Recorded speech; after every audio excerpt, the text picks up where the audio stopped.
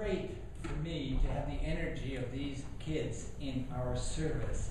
There is something delightful about seeing what the future is going to look like, and it's delightful to know that we have an opportunity to participate in shaping these young personalities and these young characters, that by our example, by our experience with the fruits of the Spirit, we may communicate to them all those attributes which make life truly worth living. I have promised, because we're having some fun in the church afterwards, that I was not going to preach for an hour and a half. I will just keep it as brief as possible. Those of you who hear regularly know that I don't tend to go past 17 and a half minutes. But today I'm going to maybe be even a little bit shorter. There is one key thing that the Apostle Paul is talking about in this text, and that is the possibility of change when things aren't working out as we thought they might. And the Apostle Paul is speaking about things that would take a lifetime of study. And Laura is baptized today, and all of you who are baptized, you know that part of that decision is a decision to open your mind to learning about the things of God. And what I'd like you to be clear on, and in the light of this text especially, that learning to live in the light of God cannot be considered as equal to practicing a religion. The Apostle Paul is very clear on this, because all of his life he has practiced a religion, and by the time he's achieved his maturity, the time when Jesus is enacting his ministry, that religion is apparently inadequate to the needs of the people. It has become overloaded at the top, and it has neglected its responsibilities at the bottom. That is to say, by the appearance, the religion is doing very well, but in the experience of the people, the religion is failing miserably.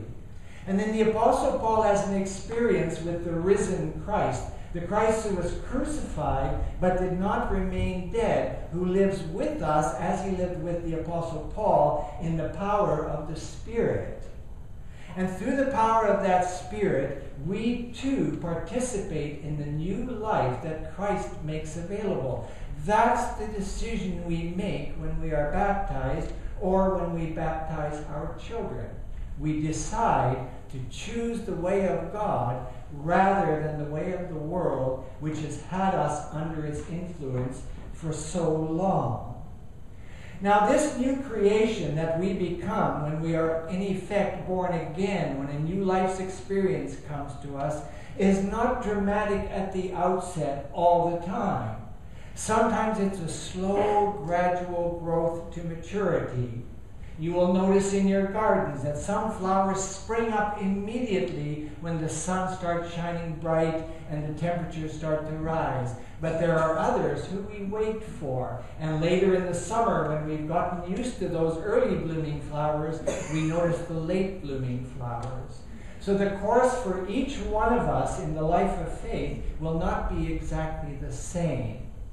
But the main thing to remember in light of this text, and in light of what we've done with our act of baptism, in light of what we're doing with our kids as volunteers and as helpers, in the light of all these things, we are looking for the revelation of that new life which will eclipse the life that we have come to know. And I'm speaking here in a basic sense of where we are at as a people. It may be that we've gotten discouraged with the way of the world. And that is why I think it wise to remind you that the way of this world is not the last word. The way of God revealed in Jesus Christ is the last word. And what I encourage you to do today is to stand in solidarity with Laura, stand in solidarity with these children. And as we have enabled them to take another step along the way of their lives, I trust that you will rekindle your own desire for the knowledge of God which passes all understanding. That you will again open your heart fresh to be filled with the love that God freely gives to anyone who lifts up their cup. And I assure you, if you lift up your cup to be filled with the love of God, it will be filled, And the great joy is when it begins to overfill, when it begins to run off the top and into all of your relations. Let God's love dwell richly in you. Let your mind be focused on the things of God. Let your heart be devoted to the things of God. And in this way, you will become light in a time of great darkness. The scriptures say, let your light so shine that everyone will see the good that you do and give the credit to God.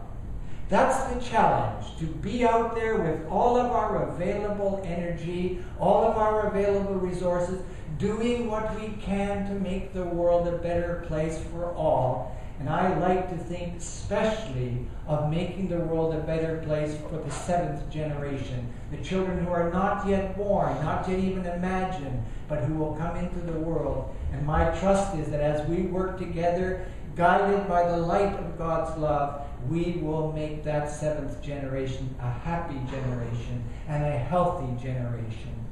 You know we have a way to go, but it can be done. Wherever humanity has set its mind to a task, it has accomplished it.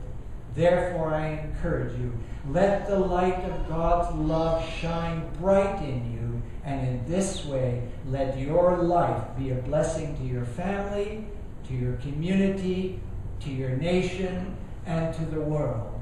Because what happens in the small corner of your experience may seem insignificant, but remember, Jesus was one plain human being who walked about doing good, restoring people's confidence, restoring their hope, encouraging them. And Jesus has changed the world in profound and significant ways. Again, I say, let your light so shine that everyone will see your good deeds and give the credit to God. Amen.